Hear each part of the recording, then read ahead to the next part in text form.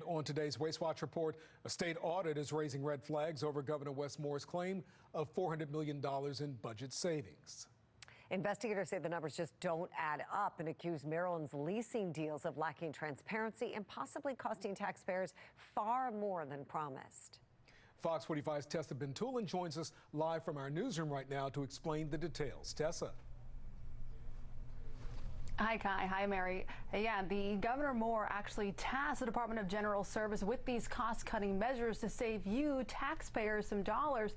But a Republican lawmaker says that he saw that audit, he read through it, and those numbers, they're concerning.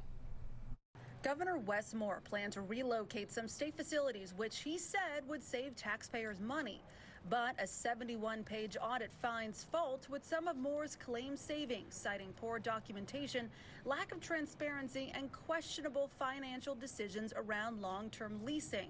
I don't think that we're being good fiscal stewards of the taxpayer dollars. Republican State Delegate Ryan Nowacki says this audit shows a pattern with the Moore administration.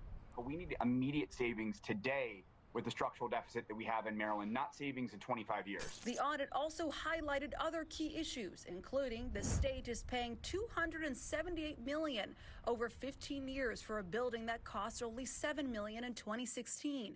DJS failed to consolidate leases or leverage state purchasing power. And auditors found no documentation that lease rates were at or below market value. You're not going to solve a structural deficit by providing false information to taxpayers. This audit is critical in providing some of that transparency and some of that oversight to the citizens of Maryland. David Williams is the president of Taxpayers Protection Alliance. He says taxpayers deserve to know where the savings are coming from. You have to show the people that it's really happening and that it's not just a bunch of words. The audit also found DGS could not prove some of the lease deals were in the state's best interest, and the lease agreements lack transparency for key costs like future rent hikes and parking. Taxpayers will know what the truth is next year and early next year in January when the legislature goes back into session.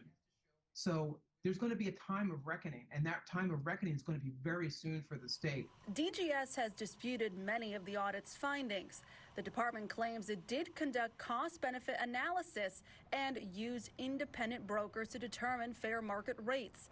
DGS acknowledged the need for more transparency, and moving forward, it will include total lease value and parking costs. We need a governor who is here focused in Maryland. Unfortunately, our governor has been running all around the country, running for president, and things like this continue to pop up. And now we're talking about $410 million, and that is real money.